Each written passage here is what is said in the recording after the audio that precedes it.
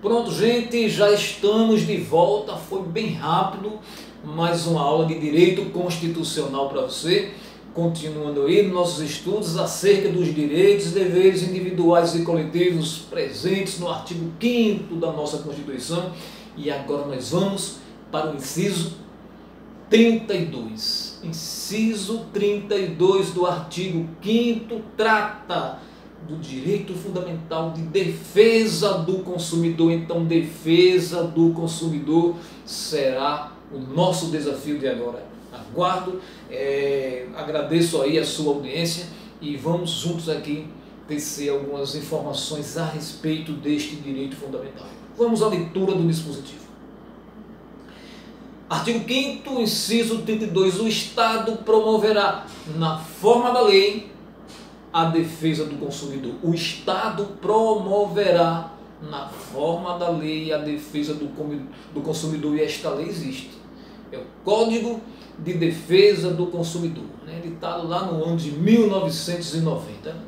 Quase 2 anos aí, em setembro de 1990, quase 2 anos após a promulgação da nossa Constituição. Você tem uma ideia de como o Constituinte originário elencou, em um nível aí de importância a defesa do consumidor. Não é somente este inciso 32 do artigo 5º que fala da defesa do consumidor, anunciando que uma lei deverá promover.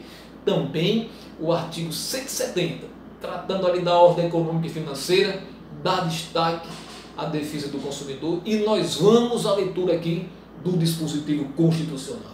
Artigo 170. Caput.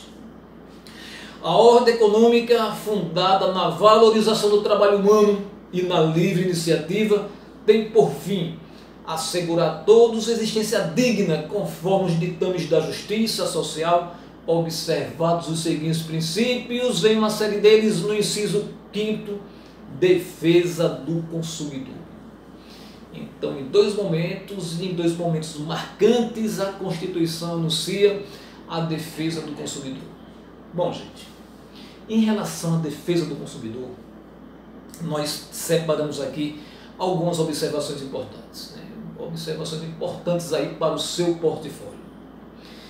Defende-se o consumidor, e isso aí é em atenção, já estudamos isso aqui, em atenção ao princípio da igualdade, a igualdade material.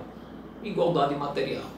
Nós estudamos isso, dizendo que a igualdade material é uma tentativa aí de buscar um equilíbrio, trata desigualmente os desiguais, para que esses desiguais consigam aí um pouco de progresso e se consiga reduzir as desigualdades sociais, Então, de certa forma, ou de todas as formas, a defesa do consumidor está aí presente, principalmente as normas processuais do consumidor estão aí em busca dessa igualdade material. Por que eu digo isso? Porque o que justifica uma proteção diferenciada ao consumidor é a sua situação de hipossuficiência. O consumidor é hipossuficiente em relação ao fornecedor. Se o consumidor não possuir, não tiver a seu dispor aí uma proteção diferenciada, ele vai ficar aí refém da má índole de certos fornecedores. Ele está numa situação, ele não consegue, ele não tem os meios de fazer valer os seus direitos como o fornecedor o tem. Então, hipossuficiência do consumidor é o que justifica a sua proteção legal diferenciada. Primeira observação foi essa e já vamos para a segunda. Quando se fala em defesa do consumidor, entenda-se pela responsabilidade objetiva do fornecedor. Fornecedor, você responde objetivamente por possíveis danos aí ao produto vendido ao consumidor. Responder objetivamente significa dizer que ele responde que tem a culpa ou que não tem a culpa. Se o ocorrido que causou dano ali ao produto adquirido pelo consumidor acontecer nas relações próprias do ramo em que ele se encontra, a responsabilidade é objetiva. É melhor que a gente exemplifique. Para que fique mais clara aí a sua compreensão. Vamos imaginar que você contratou aí uma viagem turística com a empresa de transporte. Então, você está ali sentado no ônibus, com a boia já em torno do corpo, vai para a praia, com um chapéu de sol, com óculos, e aí de boa cantando, ouvindo sua musicazinha, e o motorista do ônibus dirigindo de forma responsável, como se manda o figurino. Mas vai que lá para frente um outro condutor irresponsável provoca um acidente e você é lesionado. O fornecedor, o seu fornecedor, a empresa de transporte tem para com você a obrigação, mesmo que não tenha ocorrido culpa por parte dela, não tenha ocorrido culpa no acidente por parte do condutor, mas vai responder objetivamente, porque faz parte da natureza do seu trabalho transportar as pessoas em segurança. Então, fornecedor e consumidor, esta relação aí, o fornecedor possui responsabilidade objetiva e não somente a responsabilidade subjetiva presente na ocorrência da culpa. E vamos para mais uma informação, e a última em relação a esta aula de hoje.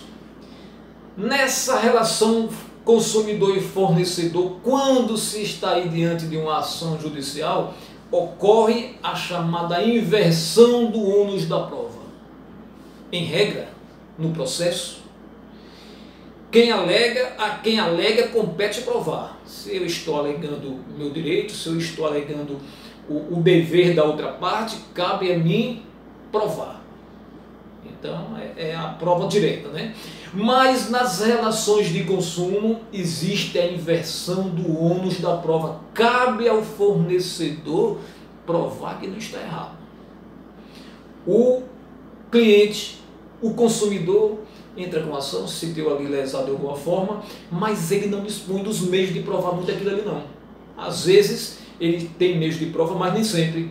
E aí cabe ao fornecedor provar que não cometeu nenhum ilícito. Então isto aí é a inversão do ônus da prova.